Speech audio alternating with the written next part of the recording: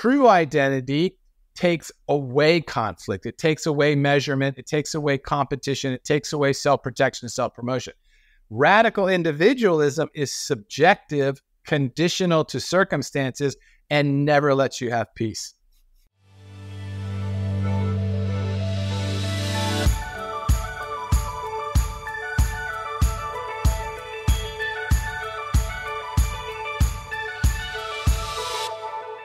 Hello, and welcome to the Shifting Culture podcast, in which we have conversations about the culture we create and the impact we can make. We long to see the body of Christ look like Jesus. I'm your host, Joshua Johnson. Our show is powered by you, the listener. If you want to support the work that we do, get early access to episodes, episode guides, and more, go to patreon.com/shiftingculture to become a monthly patron so that we can continue in this important work. And don't forget to hit the follow button on your favorite podcast app to be notified when new episodes come out each week. And go leave a rating and review. It's easy. It only takes a second, and it helps us find new listeners to the show. Just go to the show page on the app that you're using right now and hit 5 stars. It really is that easy. Thank you so much. You know what else would help us out? Share this podcast with your friends, your family, your network. Tell them how much you enjoy it and let them know that they should be listening as well. If you're new here, welcome. If you want to dig deeper, find us on social media at Shifting Culture Podcast, where I post video clips and quotes and interact with all of you.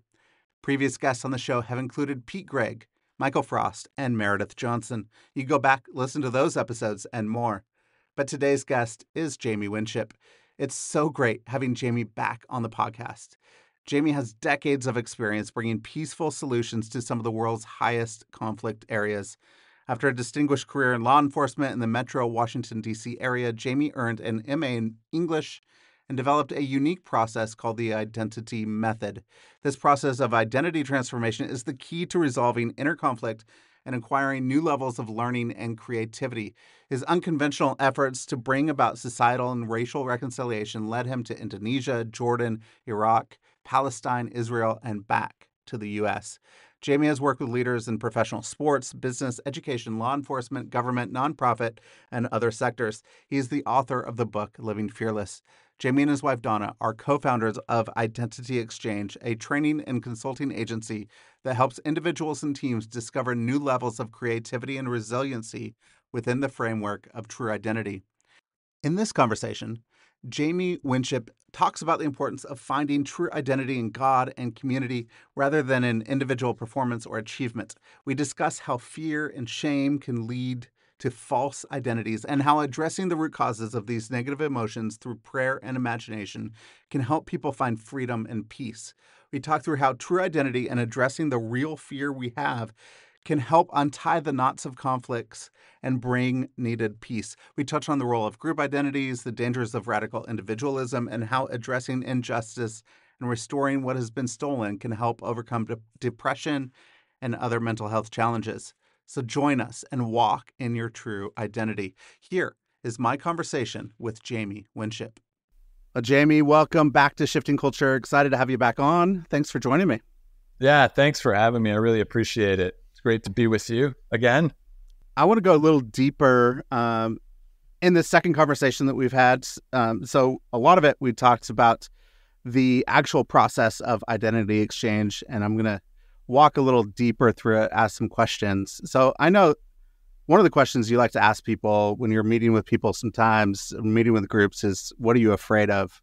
Yeah. And so I'm going to ask you that. What are you afraid of right now? Yeah, my fear, it's interesting. Most fears they're pretty rudimentary. They're pretty root level. And so my biggest fear almost always is that I'm going to disappoint people. I could see that.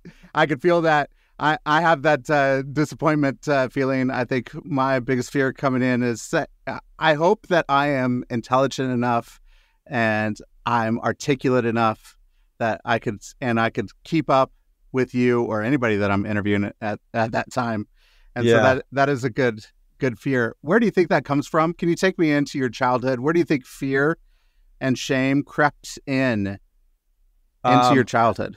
Yeah, it's pretty straightforward. So I've done a lot of work praying through this, but I have to do it pretty regularly.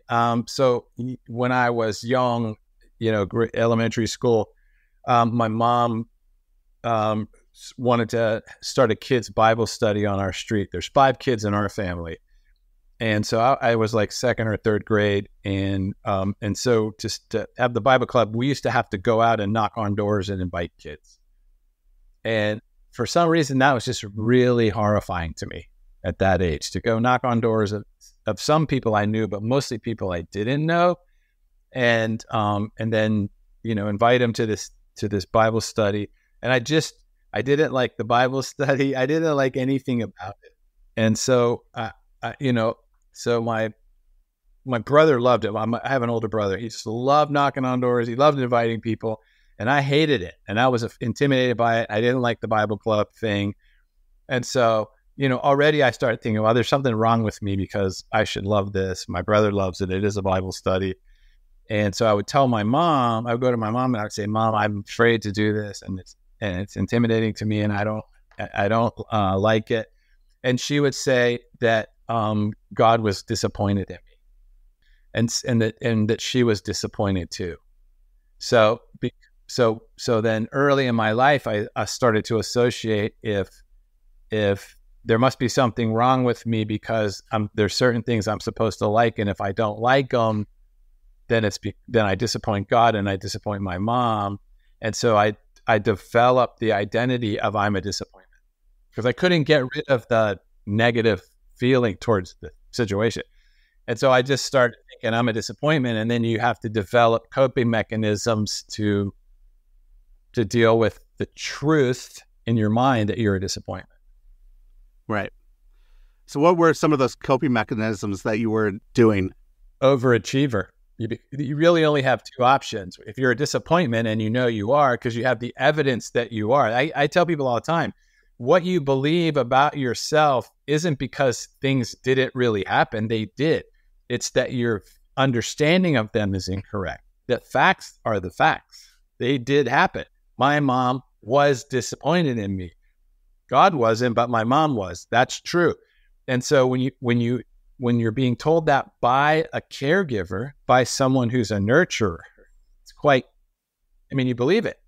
And so the coping mechanism with you're a disappointment, you only have 2 coping mechanisms. One is you just become a disappointment. Like you just accept it and you live as a disappointment, give up, we're not going to try.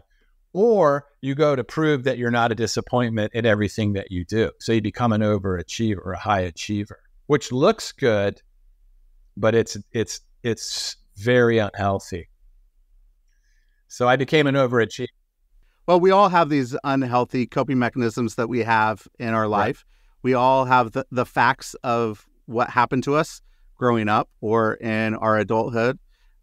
But how do we start to then reframe that? What does it look like to go back to those stories, back to those places where we took on a false identity and a false thing that God's not saying this about us. We're saying this about us ourselves, or somebody else is saying it about us, and we just put it on us. So how do we go back to those places? Well, the mechanism that God's put in place for us to address those is negative emotion. So like I was wrestling with this the other day. We're working on a project. The project's difficult. I don't have the expertise for the project, and yet I'm part of it. And so every time I go into it, that there's the temptation to believe that I'm going to be a disappointment, and so it creates fear in me. Well, the beauty of fear is that fear is pointing to the false belief. That's what fear does. Fear is pointing to the thing that you're going to do or believe that's going to hurt you. And so if you just try and get rid of the fear, you never address what the fear is pointing to, which is what most of us do. We're just like, take away my fear. Or instead of like, what is it that I'm afraid of? I'm afraid of being a disappointment. That's what I'm afraid of. Okay, Lord, where did I learn that I'm a disappointment? I wasn't born thinking I'm a disappointment. I had to be told I was a disappointment and agree with it. So where in my life did I first learn, or was I told that I was a disappointment? And actually, most humans can answer that fairly quickly. If I ask them, if I say, well, who's the first person that told you were a disappointment? Most humans know where that started, or you're a failure, or you're ugly, or whatever. And so I knew, like, yeah, my mom was the first one that told me that. When? And then you go back into the situation in your mind, because your mind doesn't know past, present, and future. It's only present tense. The I'm a disappointment is a present tense belief. Even though you learned it in the past, it's a present tense belief. And so I still believe in the present tense, I'm a disappointment. So where did I learn it? From my mother. When did that happen? What event surrounded that occurrence of that statement? And then you walk back into it, and then you ask God, help me understand the truth of that situation, not just what I pulled out of the situation. And that's where God, his truth, counters the lie. So it's not what happened, it's what your understanding of what happened, right? And so when God tells you what actually is happening there, he tells you the truth. The truth is what liberates you.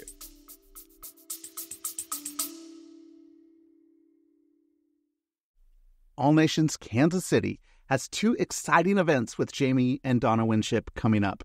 Join us on September 13th for our annual fundraiser, Further Together, with Jamie and Donna as our main speakers. Did you know that God is on the move all around the world? You will hear stories about people receiving their true identity from God and impacting nations. And you will be invited to join us so that more stories like these can happen and we can see peace in the midst of conflict. The following day, September 14th, Jamie and Donna will be doing their Identity Exchange workshop. Join us to discover your true identity and experience a life of joy, peace, and freedom. You can register for both events at allnations.us.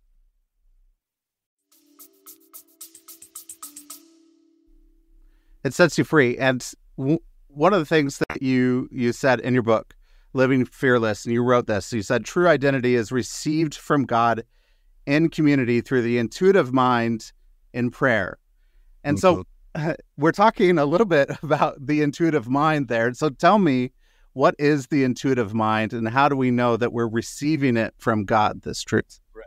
Yeah. So the intuitive mind is some people say it's right brain is the intuitive mind. It's right brain. It's the prefrontal cortex. It's the part of the brain that dreams and imagines, the imagination that can imagine forward.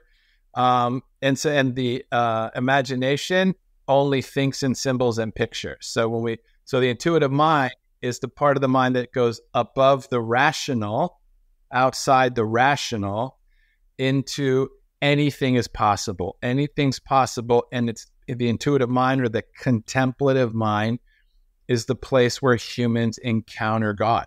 That's the part of the mind. And so if you're studying the history of the creative process, which I have a ton of books back here, all of the creative process documentation talks about how Einstein says it, the intuitive mind is the master and the rational mind is the servant, but we have made servant the master.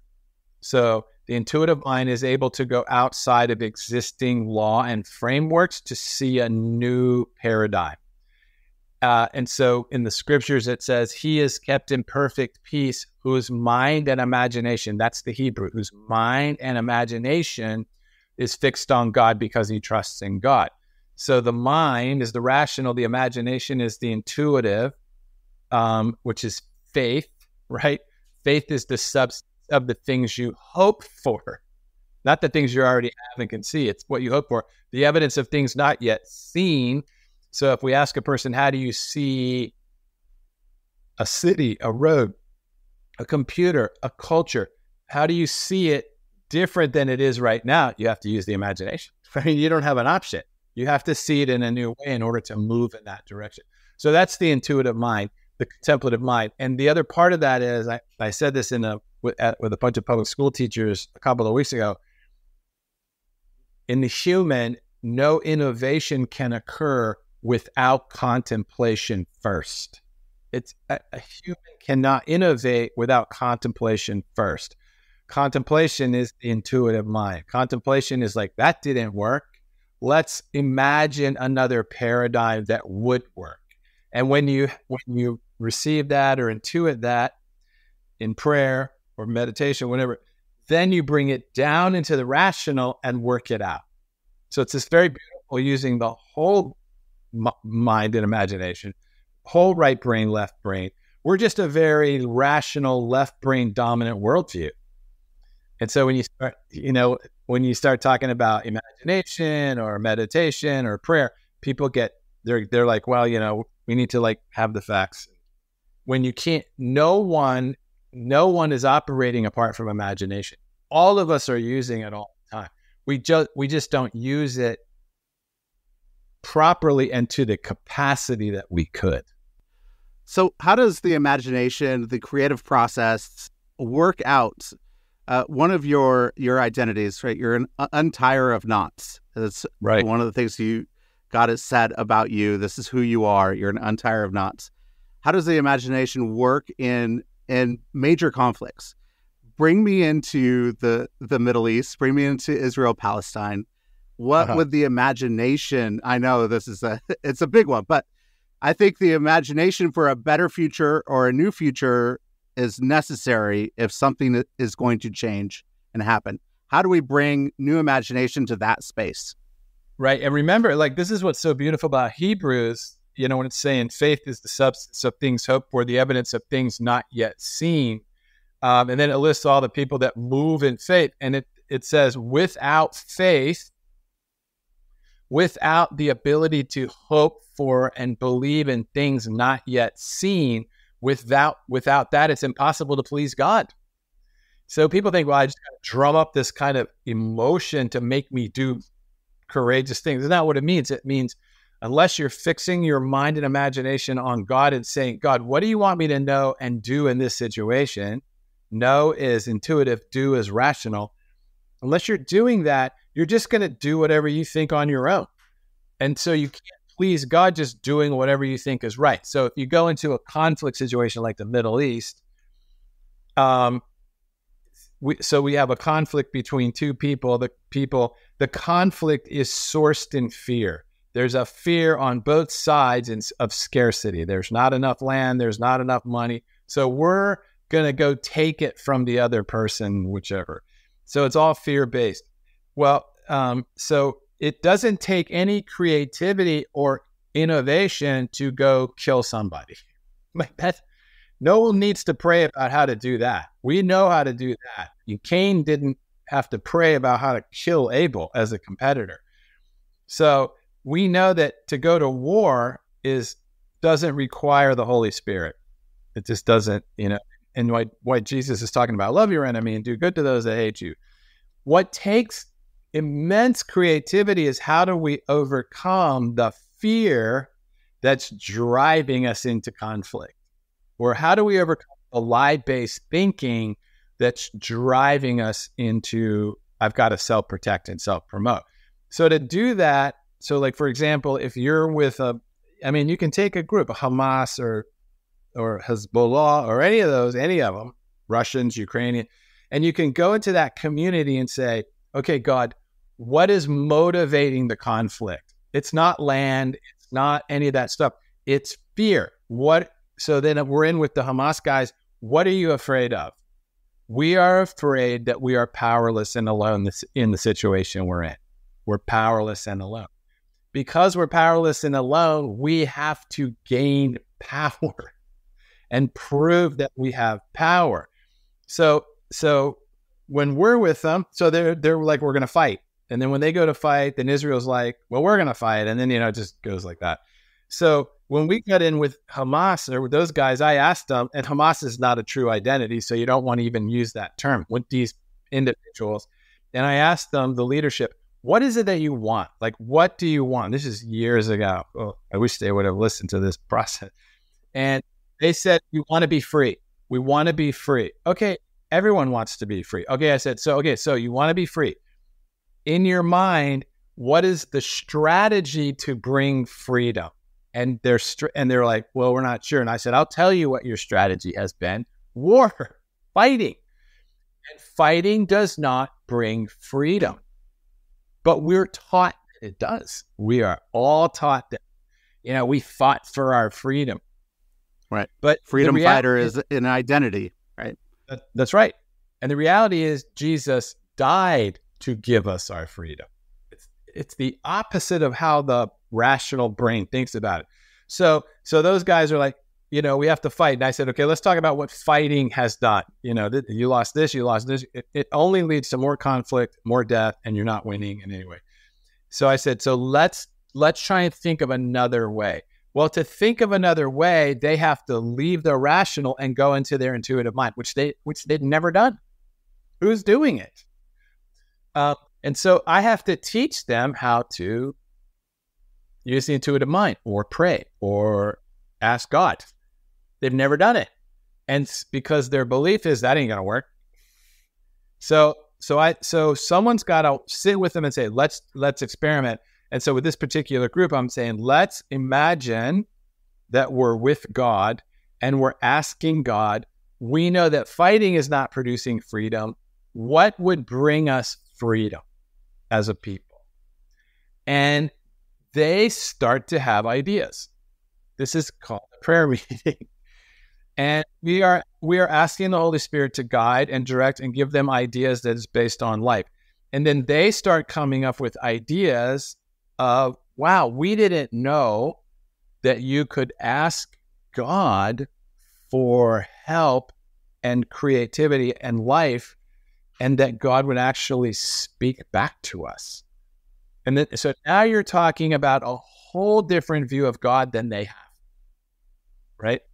And so now you're different. Now things are different. They're saying, are you talking about a God that communicates back to us because he loves us? Yes. Wow, we didn't know that. There's a new idea, right? And then they start moving towards that idea. God starts to give ideas. And so in that community, they said, okay, one thing we need to stop doing is fighting. So that was huge, right? When they decided that, okay, we're going to stop fighting. What can we do? What can we do to create freedom and peace? And then what they figured out really in prayer and stuff was that freedom comes from the inside out. It doesn't come from outside to you. You become free inside, and that freedom goes out like this. So then the question was, are you free here? Man, they never thought about that. And so how does God bring freedom? And then we end up at the freedom that God has given us, in that while we were his enemies, he died for us. Whole new concept. What do you do with an enemy? You die for him. And that set this group on a journey. And the result of that was that they disarmed. They disarmed and they disbanded as a militant group in this one community. And instead, they turned their efforts to teaching internal freedom, spiritual freedom to their young people, which affected their education program, which made their education program better. And then all this other influences started to come because the school changed. And then the freedom starts in the kids and goes out like this. And so even when all this stuff broke out with Hamas, you can look at a map. This community, this one city, no, not involved in any of it. Wow. They're like an oasis. Well, that's amazing to be able to get access, to be able to do that, to sit with people and to bring them through that transformation process. I think a lot of people, if we're in a Western context, America is the most individualistic nation ever in the history of the world. We think this is about me and me alone. There are so many group identities. Where does group identities, how do we heal and know the truth of group identities and not just our individual selves? Yeah, that's also really good questions. And the fact that you even asked that question helps people. What do you mean those are group identities? What do you mean those are group? So, yeah. So the interesting thing about, I'll speak just as a person from the U.S., but we don't know how to introduce ourselves apart from separating. So like if I'm in a room of 20 Americans and I say, introduce yourself, everything we say creates fragmentation in the room. If I stand up and say, I'm an evangelical, man, you split the room right then, just with that introduction, because you're establishing your camp. Or if I say, first, the fact that I'm white, that can start it. But if I say, I have a PhD from Yale, fragment, I'm fragmenting the room, because then people will start comparing themselves to that, right?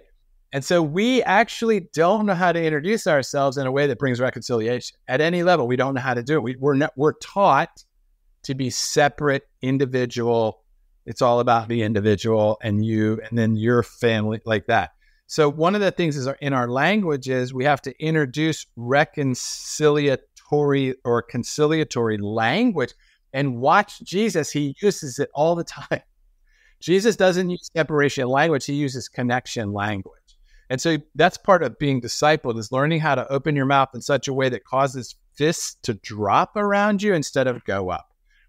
And so for me, all I have to do, what I do when I'm in the U.S. talking to any individual or group, we're going to Chicago to do this for 2 days, is I just have to stand up and say, listen, we're all from different groups, but what we want to talk about is what we all have in common, and start there. What do we all have in common? Here's what we all have in common: fear. That's what every human has in common with every other human: fear. So if I say, I don't care what party you're from, I don't care about this, tell me your first name and tell me what you're most afraid of in your life right now. Whatever that person says, 90% of the room is going to go, I know exactly what you mean.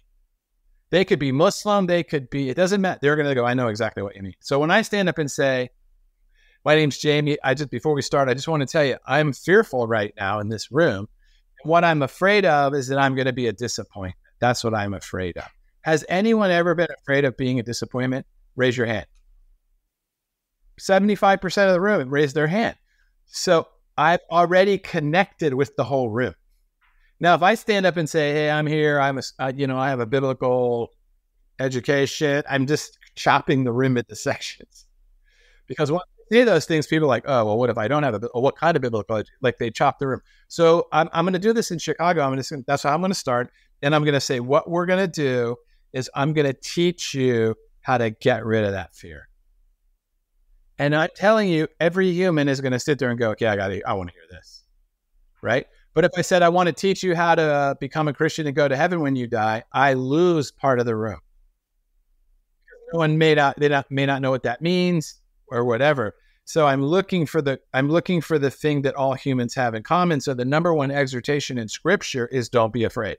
The number one most commonly said exhortation in Scripture is do not be afraid. Why?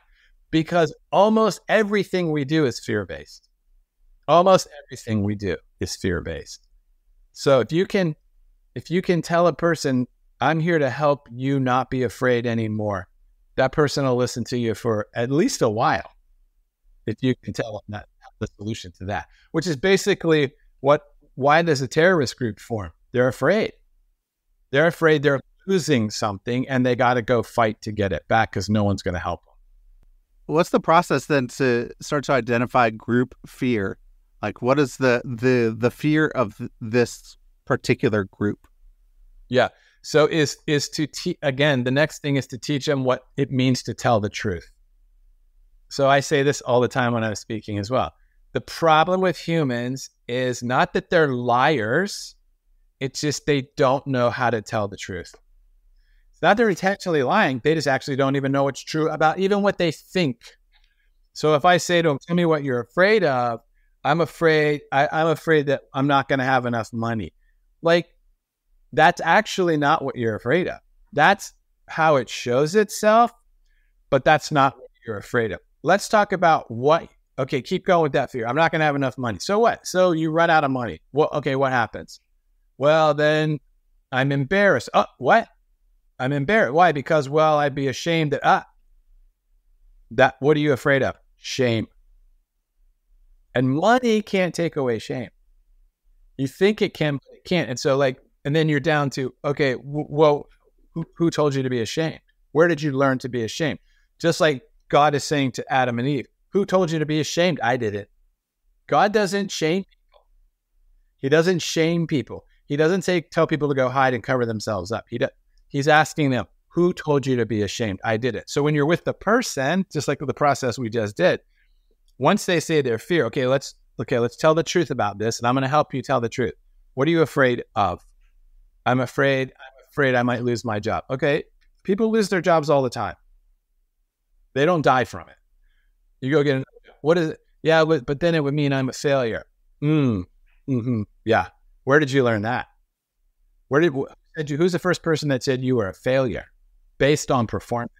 And now you're down at the root of how they identified themselves. And so their group that they're in is to protect them.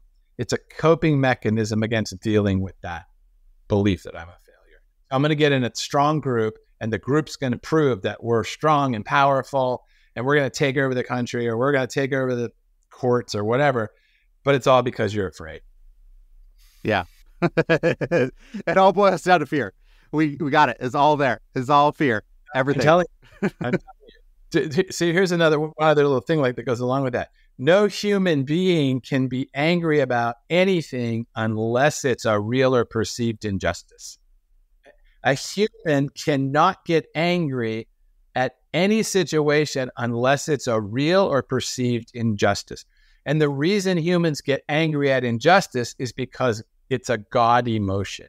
God gets angry at injustice. He does. The problem, but then what God says is, in your anger, don't sin and don't judge, but address the injustice. So what we do is we'll experience an injustice, real or perceived, and we'll get angry, we'll judge, and then we go exact vengeance. That's all wrong. So God's saying, in your anger, don't sin. In your anger, address the injustice. Don't kill the person, or don't blame the person. The person is doing what wounded, broken, fearful people do. Attack the injustice. Go after the injustice. And so instead of, we're going to stop human trafficking or these things by putting as many people in prison as we can. It's never worked. It'll never work. But we keep doing it because we think it makes us feel better. But what's the real cause of trafficking? The cause of trafficking is scarcity worldview.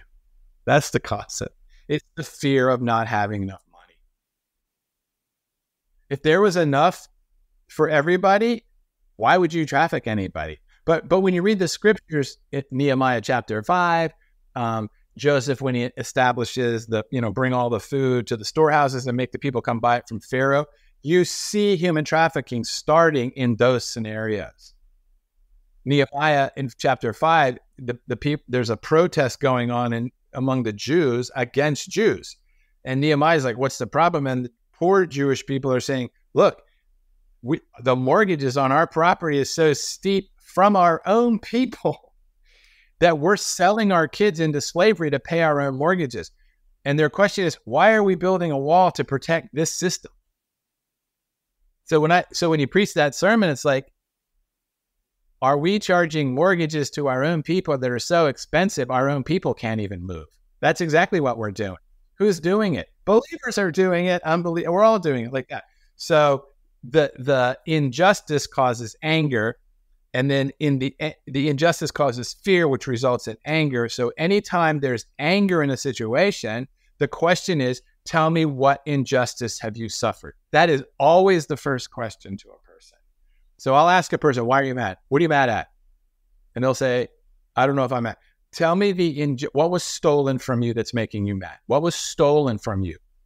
Your land, your dignity, your childhood, your innocence, your integrity. And people just will start to cry. They never thought of it. But it was stolen from you. Okay, the person can't give it back. God can.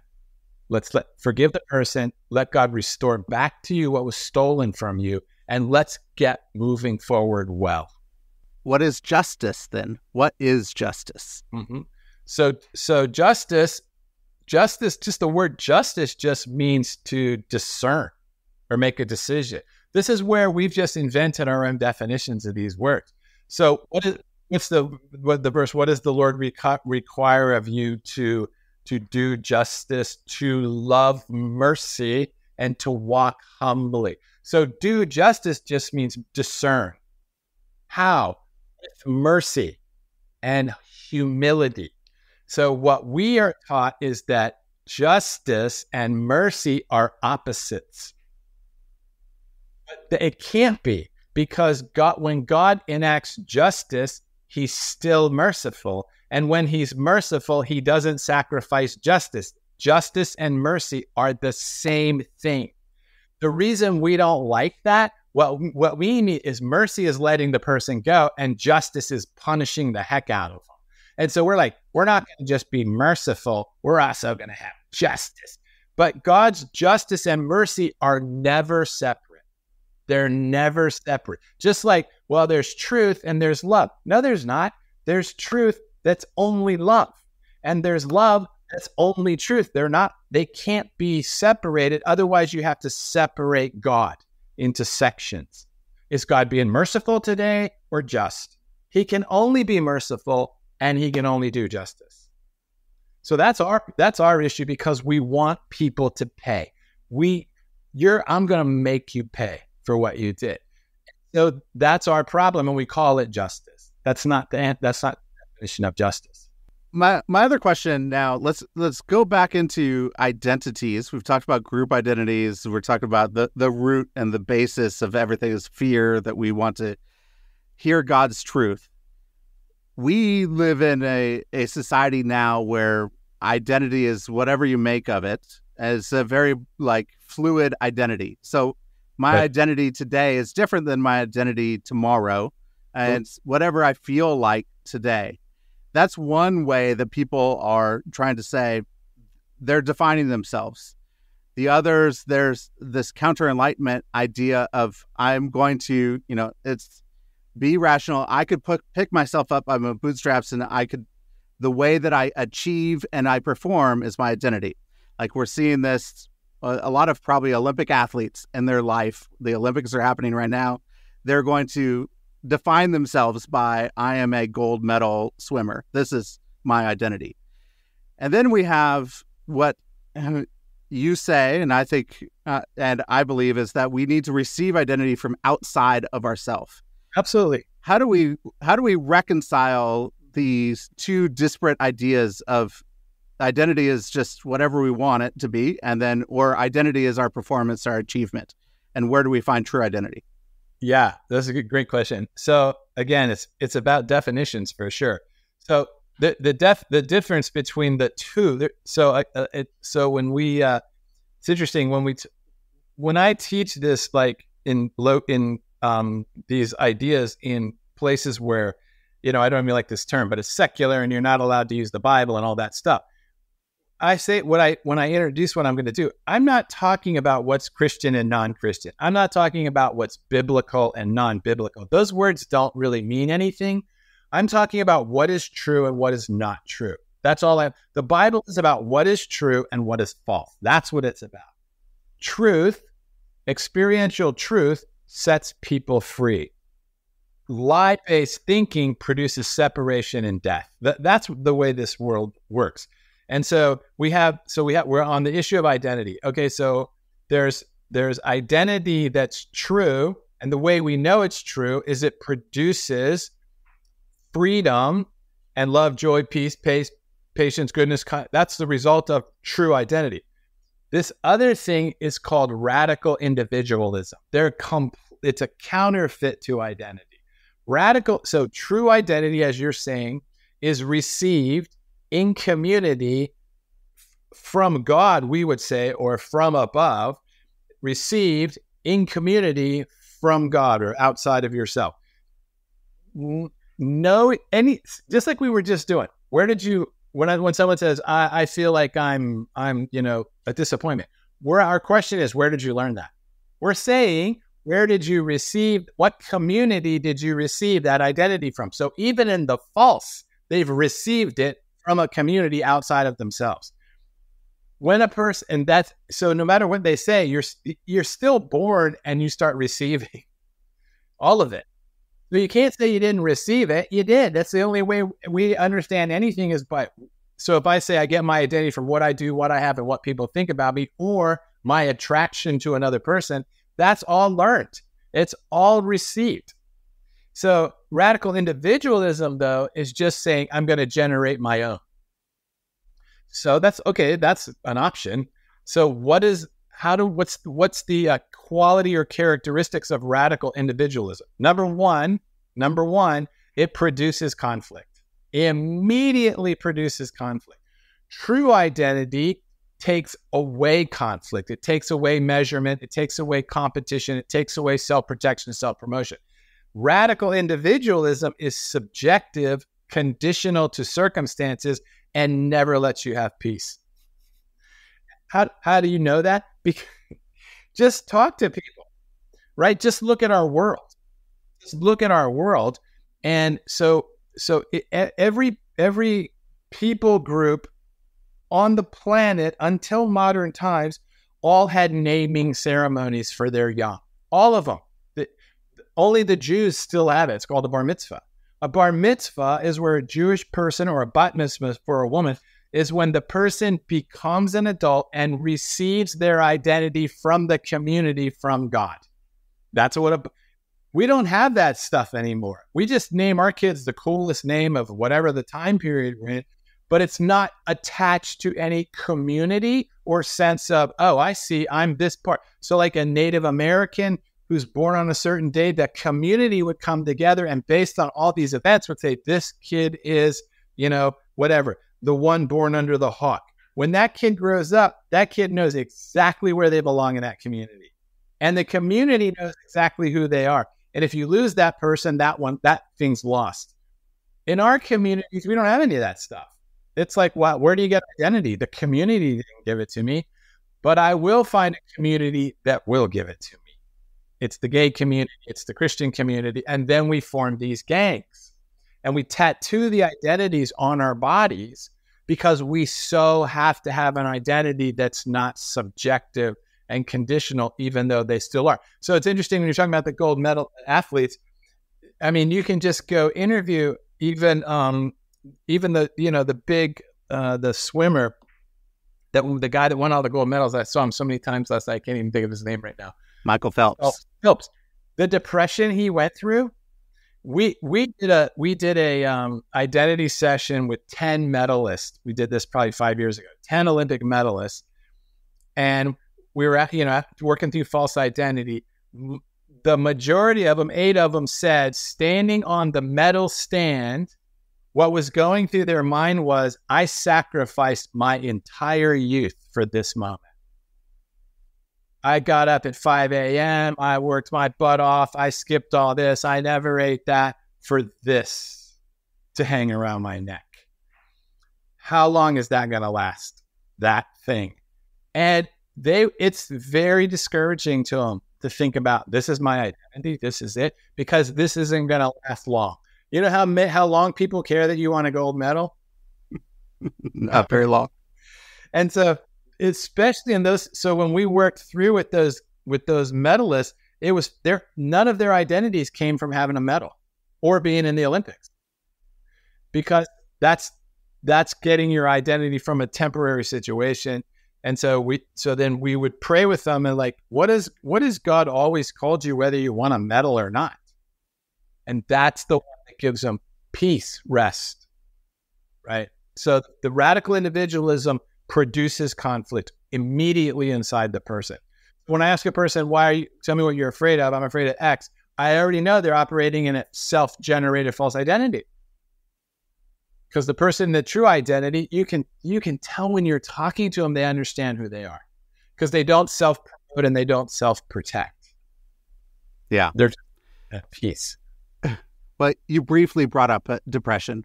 We have a society now that depression, anxiety runs rampant. Where does this identity, the truth of knowing who we are, actually play into our mental health? Yeah.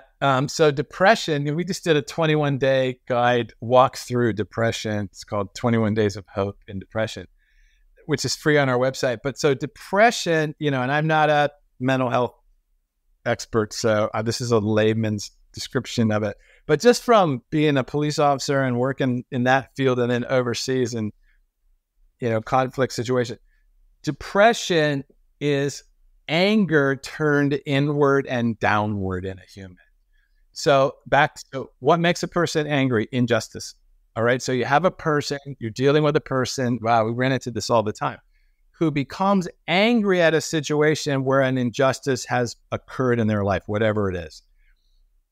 And so in a healthy situation, the anger against the injustice is acted out in a healthy way to counter the injustice. And then the anger is done. It's done its job.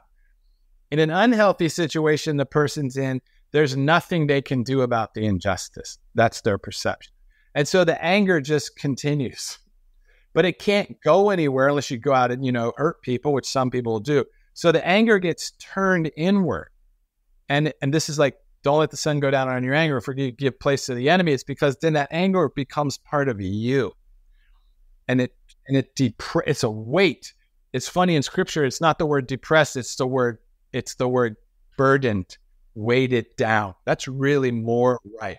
It's like pushing you down because it doesn't have anywhere to go. So when we're working with people who are depressed, I ask them, let's talk about what you're angry about first.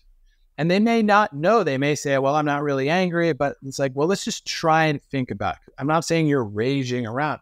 I'm just saying inside you've had a low boil anger going on for years and it's driving you downward. And so let's figure out what's the source of the anger, which will be an injustice that you experienced.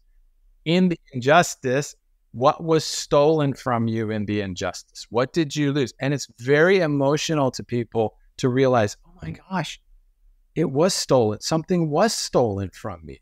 I can't, like I have these granddaughters and they're beautiful and they sing, they FaceTime us and sing songs to us and they think they're amazing singer and they think they're beautiful and they think they're great actresses and they are positive that they're the top of their game at, 9. And that'll last until one person tells them they're ugly, right?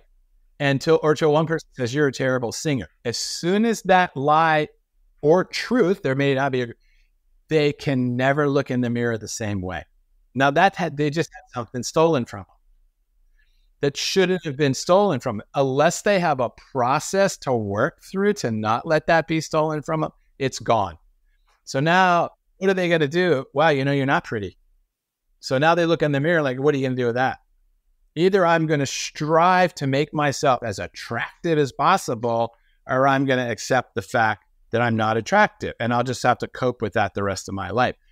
So that can cause a lot of depression in a person. And so it's like, what was stolen from you that day was your beauty. Your beauty was stolen from you that day. It wasn't stolen, but you think it was stolen. And that person can come back to you and say, you're beautiful 1,000 times. It'll never help you. So let's let them go, forgiveness, and let's ask God, would you restore back to me the view of myself that you have? And when they can receive that, their beauty from the one who made them beautiful, there's no more injustice and it's been restored back to them. And that's what helps them get out of the depression. So that's kind of the process we walk through. Depression is a wrong view of God, a wrong view of yourself, and a wrong view of others turned inward on you. Yeah. Can briefly talk, I know we talk a lot because we're, adults and we talk about our own childhoods. What do we do then if that happens to your granddaughter? What do your kids do as they parent her through this process? Yeah, actually in our, because our kids grew up in this style of prayer and thinking. And so they're I've watched them as parents. They're like better than we ever did with them. But But what a parent can do, I just was writing that I had a kid who's in 5th grade email me the other day and he asked me questions about identity. And I said, hey, that's really sweet of you. I'm recognizing that you wrote me and I honor you. However, I can't counsel someone under 21 on email. Like, get your dad, get your whatever. And then I talked to his dad. And I was just telling his dad, look, here's some simple things you can do. The main thing is watch for negative emotion. Negative emotion is the invitation to transformation. So when everything's fine, it's fine. You know, you're praying together, talking about Jesus, whatever.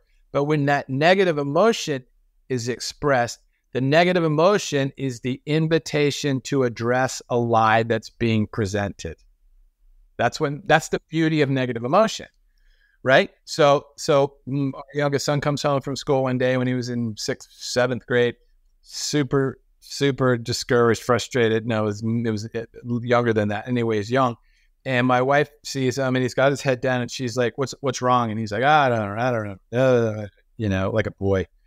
And she said, she waits for him. And then she says, what happened? And he said, well, he had forgotten his lunch. He went to the principal. The principal called my wife. She brings the lunch. Principal gives the lunch to the teacher. The teacher takes it to the classroom and makes fun of Caleb for being, what are you, a little baby? Your mommy's got to bring you lunch in front of the class. And it hurt his feeling. It shamed him, right? So, and the principal, whatever, the teacher. So he finally tells my wife that, and she says, how did it make you feel?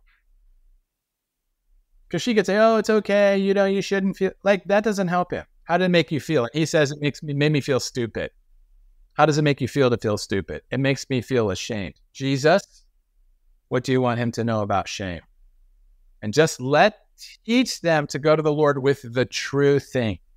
I feel ashamed. And then he just listens to the Lord with my wife sitting next to him. And this is what he says. You know what? He goes, it's not that I feel stupid. It's that my teacher feels stupid. And that's why he did that, because he feels stupid about something in his life. And then my wife said, Jesus, what do you want Caleb to know about his teacher? I feel sorry for him. There it is. Forgive. Yeah. So what do you want to do? Lord, how can I help my teacher not feel stupid? And so and then what do you say about Caleb? Caleb, I love you. I love it that you're asking me. And so it energizes Caleb. Then he goes back in and he purposely tries to interact with the teacher to encourage him.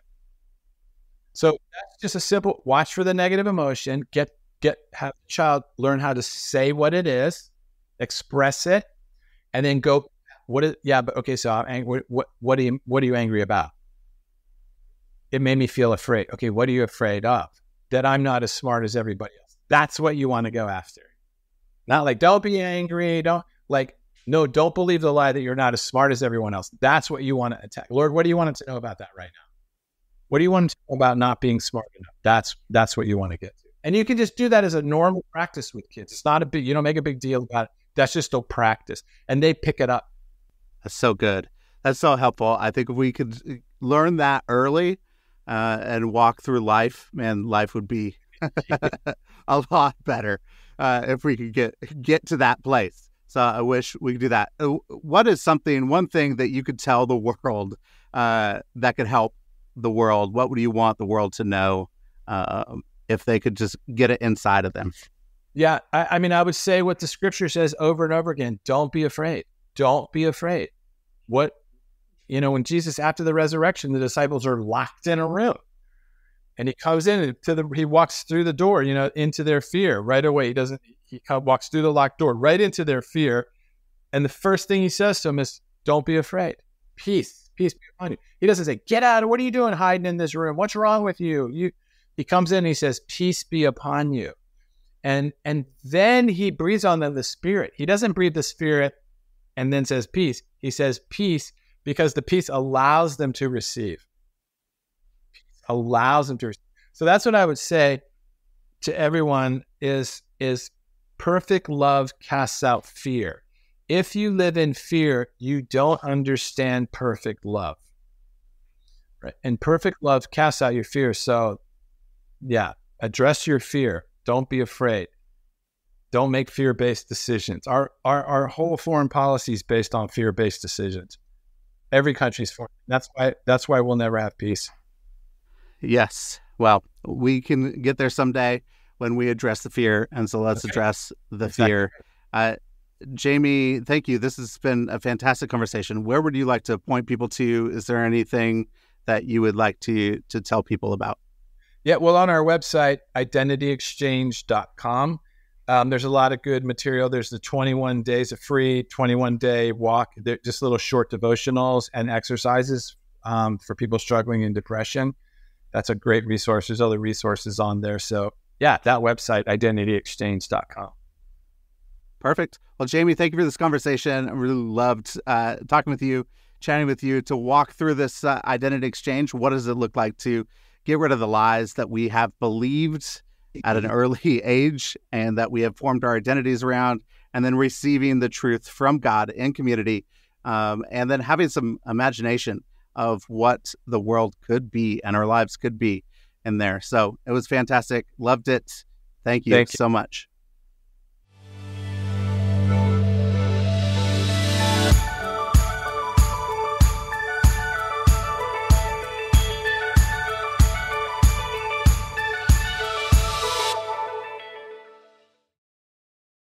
Thank you so much for listening to this episode. If you want to see more episodes like this, go to patreon.com/shiftingculture and become a monthly patron of the show. You can help us produce more episodes so that we can see the body of Christ look more like Jesus. If you become a patron on patreon.com/shiftingculture, you will get early access to episodes. You will get episode guides. You will get bonus shows, hopefully, and more. So go to patreon.com/shiftingculture and become a monthly patron.